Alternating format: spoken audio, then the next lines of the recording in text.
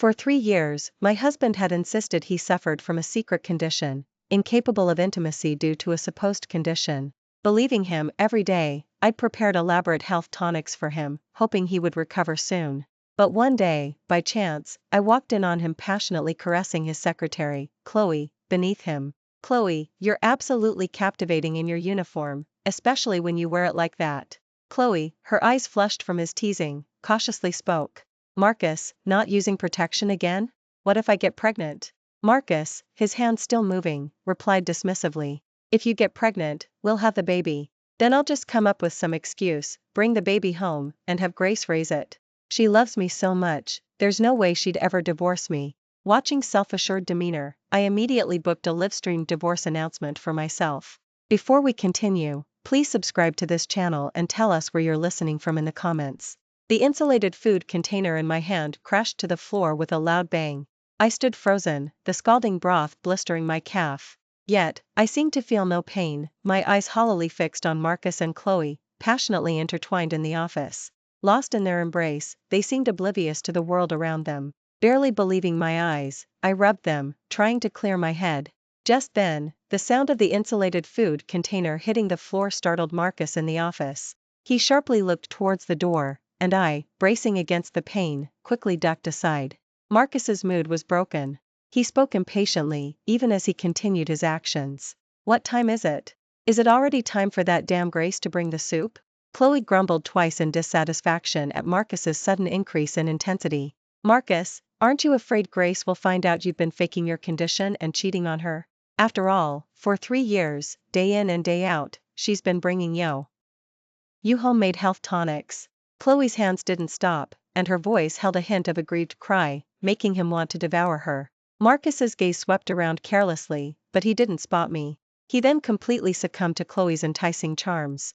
"She can't compare to you. Just looking at her withered figure makes me sick. It's simply a sad truth that she can't make a man feel desired." Listening to the intimate sounds from the office and looking at the spilled health tonics for men, I let out a self-deprecating laugh. So, Marcus wasn't physically incapable, he was just incapable with me. Back then, the Marcus family company faced an urgent financial crisis, and they began seeking marriage alliances. At a party, I fell in love with Marcus at first sight, and pleaded with my parents to change the arranged marriage partner to him.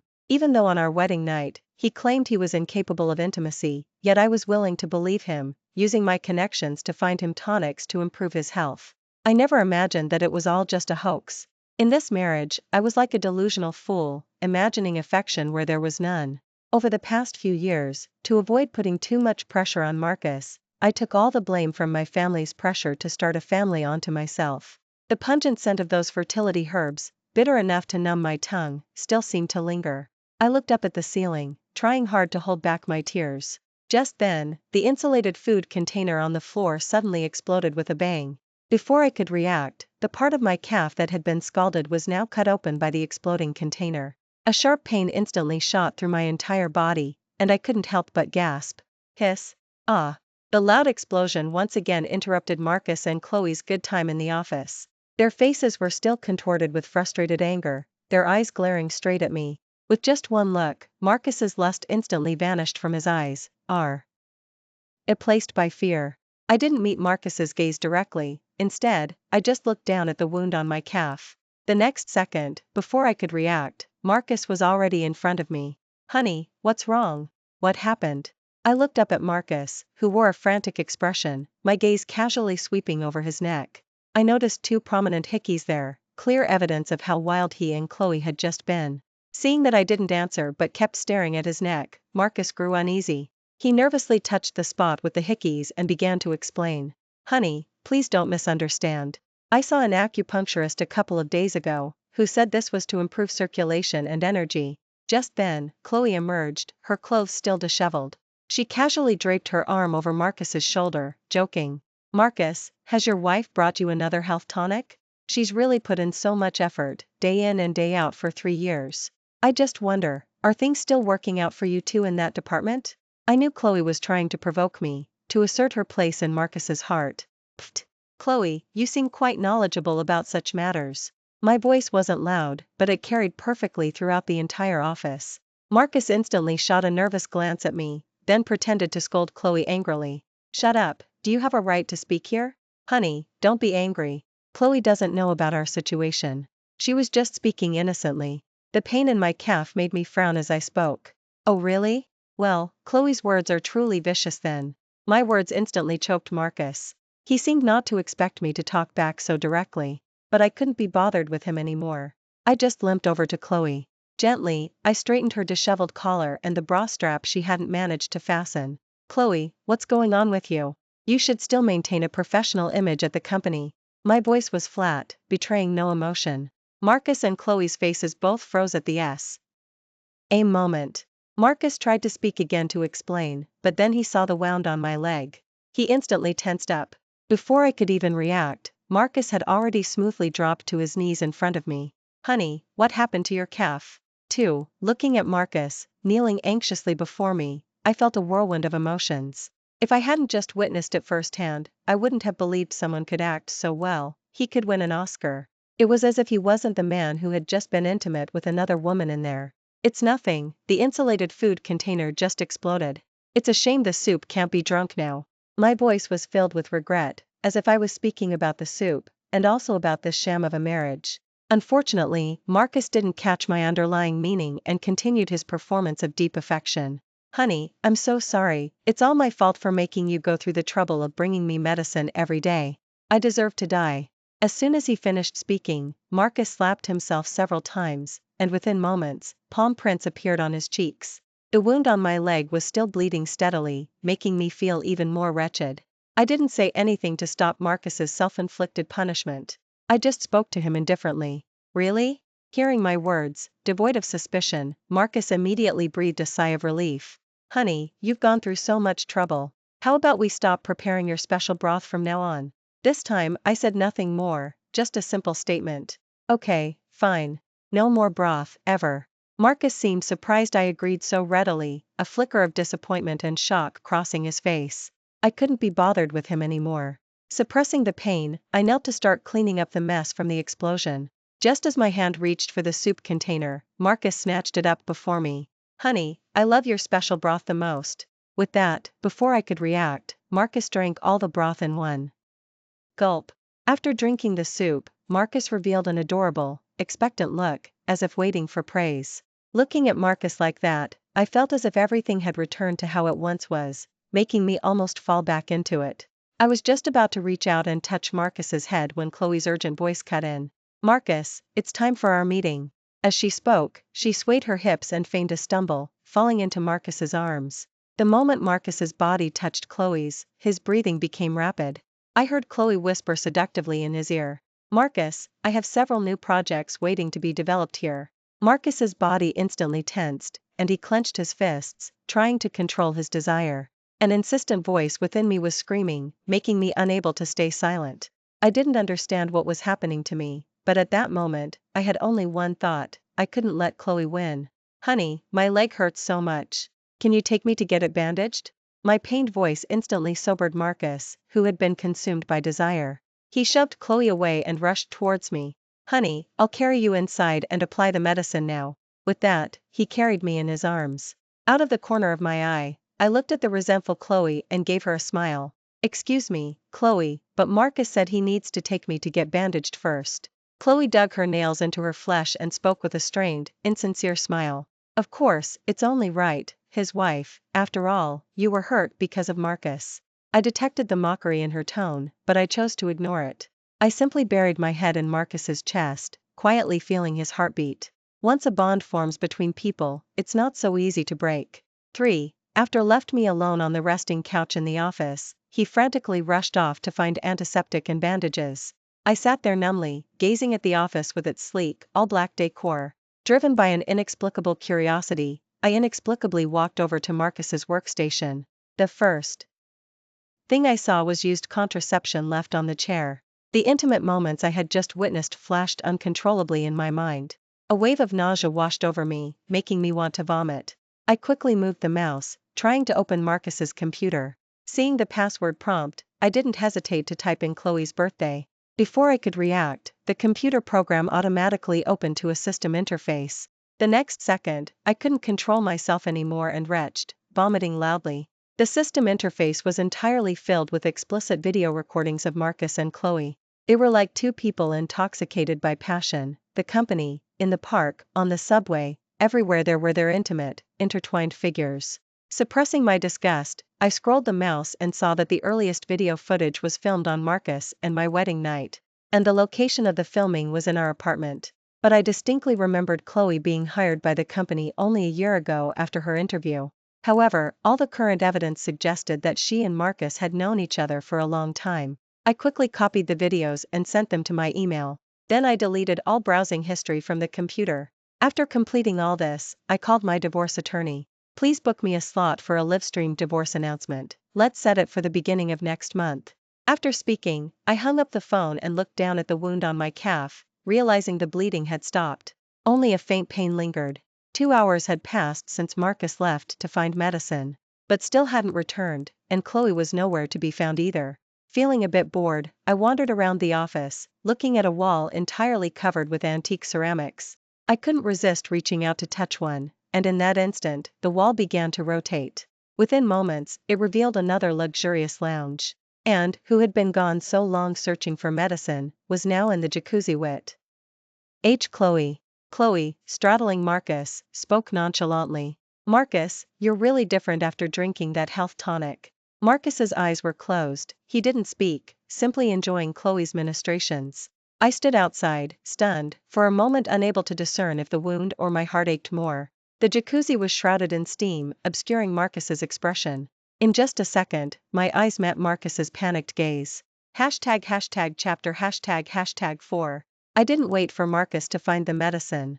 I limped home alone, dragging my injured leg. I wasn't sure if Marcus had noticed anything amiss during our brief eye contact. By the time I returned home after getting my wound treated at the hospital, Marcus was already there, impeccably dressed. As if to assuage his guilt, he had specifically prepared a candlelit dinner at home. The moment my feet crossed the threshold, Marcus knelt down, holding a studded whip. Honey, I'm sorry, work was just too busy today. But I didn't intentionally leave you alone in the office. Please, honey, punish me severely with the whip. Watching, brimming with acting talent, I couldn't help but sigh inwardly. It's a shame he's such a good actor and not pursuing an acting career. If it had been before, I would have gently helped him up, my heart aching for him. But this time, I walked directly up to Marcus and took the whip. Then, without giving him a chance to react, I struck him repeatedly, whip after whip. My strikes were powerful, and within moments, fresh red blood began to seep from Marcus's back. Marcus apparently hadn't expected me to actually hit him. For a moment, he simply screamed, forgetting to resist. Watching the blood stream from his body, I still wasn't satisfied. I wanted to beat Marcus to death, but I knew I couldn't do that yet. I took a deep breath and finally chose to throw the whip away. The intense pain made Marcus lower his head, a flicker of undetectable resentment in his eyes. When he looked up at me again, he had adopted another pitiful expression. Honey, you've hit me, is your anger gone now? Marcus's strange attitude vaguely made me uneasy. Suppressing my disgust, I stepped forward and helped Marcus up. Honey, you're not hurting, are you? Marcus, knowing he was in the wrong, said nothing more and simply stood up obediently. Honey, you've been under a lot of pressure these past few years. How about we adopt a child first? Marcus's words made the conversation he had with Chloe involuntarily surface in my mind. Is he laying the groundwork now because Chloe is pregnant? The seed of suspicion took root in my heart, and I played along with Marcus's suggestion. Yes, I think that's a good idea. How about we organize an adoption event? Marcus, when he heard my words, a flicker of joy crossed his face, but he quickly showed a troubled expression. Honey, isn't it too early to hold an adoption event now? I stared intently into Marcus's eyes and countered. Why would it be too early? Or do you already have someone in mind, honey? My calm tone, however, made Marcus incredibly tense. He nervously touched his nose and awkwardly spoke. Honey, I'm just afraid that if we rush it, we won't select superior genes. It's all my fault for being useless, for not even being able to manage the simple act of perpetuating the family line. After a day of frustrating events, I was utterly exhausted. Unwilling to tolerate Marcus's performance any longer, I turned and left the living room. 5. The day of the adoption event quickly arrived, and I specifically hired a makeup artist to do my full makeup. Marcus, I don't know what he'd been busy with these past few days, but when I saw him again, he was beaming with joy, and even his gaze towards me was filled with a possessive gleam. It was as if he was determined to get his way with the candidate for this adoption event. I glanced at Chloe with her swollen belly beside him and couldn't help but smile. Chloe, have you gained weight or are you pregnant? I haven't heard about you having a boyfriend at the company, Chloe. My deliberately theatrical words made everyone present cast amused glances at Chloe. Today's adoption gala was attended by company executives and colleagues. Chloe quickly grew uncomfortable under their gazes. She carefully tugged at Marcus's sleeve, but just glanced at the company executives present and backed down. I had already anticipated this outcome. I gracefully stepped forward and linked arms with Marcus. Honey, let's go. The show is about to begin. Marcus was a bit nervous with my arm linked in his, but he quickly composed himself. Dressed splendidly, I stood at the highest point of the banquet hall, looking down at the crowd below. I couldn't hear their incessant chatter, everything felt surreal. Just then, Marcus's excited voice reached my ears. Honey, quickly announce the start. We're about to have a child. I calmly nodded at the excited Marcus. All right, let's begin. As my voice trailed off, the adoption event officially began. At the same time, over 100 pregnant women stood on the stage. Each of them held their identification and prenatal records. Actually, I wasn't surprised by this situation, as this adoption event was open to the entire world. That meant every pregnant mother could participate.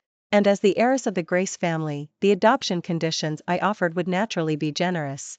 What's more, today's event was a global live broadcast, so even if they weren't successfully adopted, they would still gain massive popularity and become an influencer mom. So, these expectant mothers in the crowd were desperately trying to secure the adoption. Everything proceeded according to normal procedures, and I retreated to the side.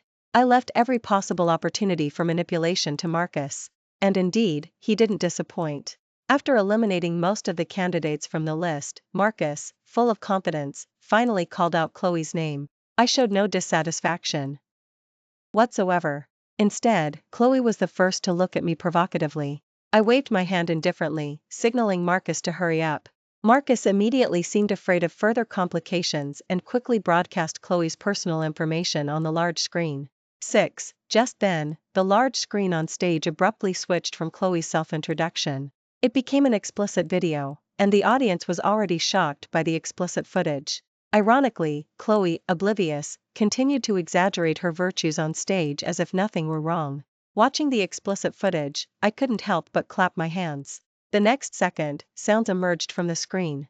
The sounds of intimacy between a man and a woman immediately interrupted Chloe. She slowly turned back in disbelief, her face paling the moment she saw what was on the large screen. The screen was playing the disturbing intimate video of Marcus and her. Just then, Marcus, who had been secretly gloating just a second before, also snapped back to reality. He frantically tried to turn off the video on the large screen, but found his efforts to no avail. Finally, he smoothly dropped to his knees directly in front of me. In that moment, his former swagger was gone, leaving him utterly pathetic. Honey, it's not what you think. I love you, but Chloe, that bitch, seduced me. Looking at Marcus, lying on the ground like a dog, I couldn't help but inwardly laugh maniacally. Marcus, do you remember why I chose you in the first place?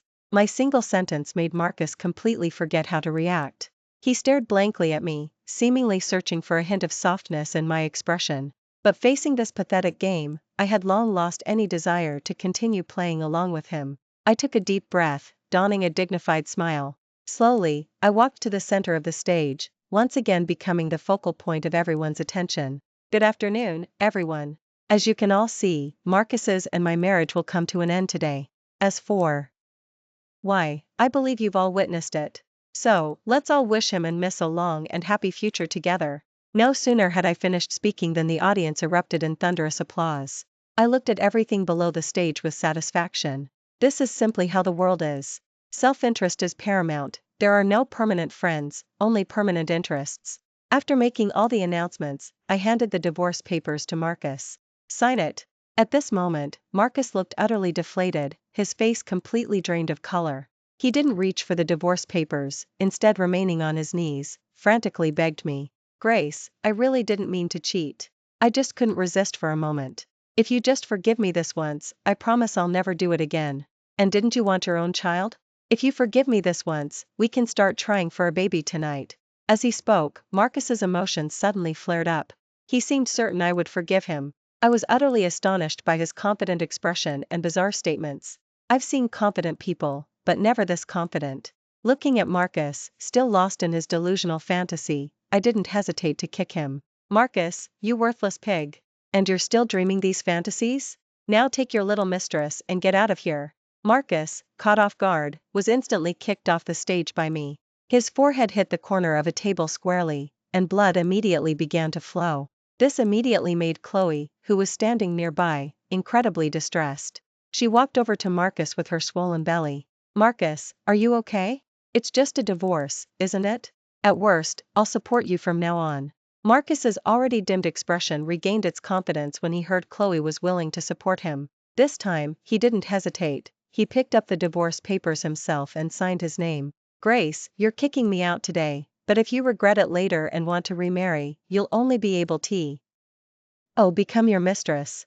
I looked at the signed divorce papers and, without expression, waved my hand at the security. The security guards, receiving my command, dragged Chloe and Marcus out of the venue. Watching their pathetic figures retreating, I silently laughed. Regret? He's just a man with inferior genes. 7. After divorcing Marcus, I shifted all my focus to my career. Returning to the professional world, I became a true power woman. At that moment, I truly understood that the meaning of life isn't solely about marriage and childbearing, but about exploring a wider world. I used to think that an unmarried woman was incomplete. Now, as time passed, I realized that marriage should not be a tool to shackle women at any time. This time, I wanted to make a courageous choice for myself, regardless of the outcome. I just never imagined I'd encounter Marcus again under such circumstances. In the hospital's OBGYN ward, Marcus looked at Chloe's newborn black baby. He instantly understood everything and furiously threw the scalding porridge at Chloe. Chloe, weak from childbirth, screamed as the boiling porridge scalded her belly, raising blisters. Chloe immediately cried out in pain. Marcus, you're not a man. How could you do this to me? So what if the baby isn't yours? Can't you be a little more magnanimous and pretend not to know? Chloe's bizarre statements made even me, an outsider, exclaim at her audacity. Hearing these words, Marcus felt utterly disgusted, as if he had swallowed a fly. Yet, as if completely unaware, continued to spout her bizarre statements. Besides, once the child is born, won't it still call you daddy? Marcus, I've been good enough to you all these years. What more could you be dissatisfied with? Seeing the murderous intent in Marcus's eyes, I didn't hesitate. I was about to turn and leave, but as I looked up, my eyes suddenly met Marcus's. The moment our eyes met, Marcus's gaze instantly brightened with surprise and delight. Before I could react, he rushed directly towards me. Honey, what are you doing here? You still can't live without me, can you? As he spoke, he reached out to grab me, and my brows instantly furrowed. But my IVF embryo had just been successfully implanted, and I didn't want to provoke him. However, just thinking of those past moments, I still dodged aside. Get lost. Who's your wife? Marcus, don't forget, we're divorced. Your wife now should be Ms. Chloe. Hearing me mention Chloe, Marcus spat dismissively. Don't mention that slut to me, she's not worthy. As he spoke, Marcus's emotions suddenly spiraled out of control. His eyes were filled with a possessive gleam, as if I were prey. I understood that Chloe's actions had made Marcus lose his mind. And the last thing I should do now was provoke him, otherwise, it would be more harm than good. Thinking this, I softened my tone, trying to buy as much time as possible. Marcus, actually, in the time since we separated, I've also reflected on my own behavior. The affair can't be entirely blamed on you. It's my fault for being too uninteresting. Hearing my words, Marcus's extreme emotions quickly subsided. He pulled me into the stairwell, leaning his entire body towards me. If that's the case, then honey, let's have a child now. Right here, right now. Without giving me a chance to react, Marcus instantly stripped off his shirt. Then he walked naked towards me. Honey, I assume this is your first time, right? Don't worry, I'll make it an unforgettable first time for you. This time, I didn't respond, my mind racing instead. Although I had already sent out a distress signal through special channels, I still couldn't help but feel terrified. I was afraid help wouldn't arrive in time, afraid I would truly fall victim to Marcus. Neither outcome was acceptable to me. Watching approach, I raised my hand, gently touching my belly, and whispered, Baby, I'm sorry, but please hold on. I hope we can be mother and daughter for life. 8. After mentally preparing myself, I didn't hesitate, delivering a punch straight to Marcus's face. Screw you. Have a baby? Do you even deserve it? Marcus, you're just vermin. Marcus, unprepared, had his glasses knocked off his face. He seemed not to expect me to suddenly become so fierce, and he immediately stumbled backward. I didn't hesitate either, relentlessly pressing forward until Marcus's face was completely swollen before I felt a slight sense of relief. But just as I was about to teach Marcus a deeper lesson, a sharp pain suddenly shot through my lower abdomen. This sudden sensation made me feel uneasy. A faint warm sensation between my legs confirmed everything. I didn't have time to react, frantically looking down to check my body. Just then, Marcus, who had been knocked to the ground, seemed to suddenly find an opportunity to strike back. He scrambled to his feet, walked directly in front of me, and forcefully grabbed my chin, forcing me to meet his gaze. Honey, look into my eyes and tell me you still love me. The immense pain made me exceptionally clear-headed. I wanted to resist and pull my chin free, but Marcus gripped me tighter. Just then, out of the corner of my eye, I caught sight of police and security running behind Marcus. At that moment, my tense emotions finally eased, and I completely gave up struggling, as if all my strength had left me. Marcus, seeing me suddenly calm down and stop resisting, instantly became smug. Grace, stop your pointless resistance. Today, I'll show you what a real man tastes like. As soon as he finished speaking, Marcus eagerly leaned in to kiss me. Suppressing my disgust, I winked at the police behind him. Once I was sure everything was all clear, I smiled. Marcus was bewildered by my smile, but I gave him no further chance, delivering a direct kick to his groin. Go to hell. Trash belongs in the trash. Marcus, consumed by his smugness, completely forgot to resist and crumpled to the ground, writhing in pain from my kick. Taking advantage of the interval, the police quickly subdued him. Everything seemed to have settled. I gasped for fresh air, the throbbing pain in my lower abdomen intensifying. Suddenly, a terrible premonition bloomed in my heart, and I used my last ounce of strength to speak. Quick, take me to the hospital. The baby. I'm losing the baby. 9. The pungent smell of antiseptic reached me, and I instinctively frowned. Opening my eyes, I saw my Sarah's anxious face. Seeing me wake up, her eyes immediately welled up with tears. Grace, you're finally awake. You scared me to death. I carefully reached out both hands, touching my lower abdomen, and softly spoke to Sarah. Is she still with us? My voice trembled slightly. Sarah hugged me tenderly, gently wiping away my tears. Don't cry. The baby is still with us. You've been unconscious for a while, so your body is a bit weak. You'll need continuous medication to sustain the pregnancy. Hearing's words, my heart instantly came alive again. I cried and laughed simultaneously, startling Sarah. All right, your body is weak, you can't be so emotional. You're about to be a mom, stop acting like a child. I immediately broke into a smile through my tears, hugging Sarah and quietly feeling her warmth. Just then, the television hanging in front of the hospital bed suddenly broadcast a local news report. A man escaped from the detention center and fatally attacked a mother and her child on the street. It has now been confirmed that the victim was the assailant's spouse. Police are still investigating the specific circumstances. Seeing's body on the ground and a crazed Marcus, Sarah and I exchanged smiles. Karma had truly come full circle at this moment. I named the baby in my womb Hope. She was her own hope and my hope. I had done IVF using a sperm bank after divorcing Marcus. I understood that breaking societal norms and having a child on my own, without a man, still presented certain challenges. But I had no regrets and no fear. I was confident I could take care of myself and my child. I hope we can all find the most suitable way of life for ourselves in love. And if not, isn't loving yourself just another form of salvation? I wish you, and myself, all the best. Like and share with friends. Tell us where you're listening from in the comments. Subscribe to the channel for more great stories. See you next time. Thank you for tuning in to today's story. If you enjoyed this video, please like and share with friends. We'd love to hear your thoughts in the comments section. Don't forget to subscribe to the channel for more great stories. See you next time.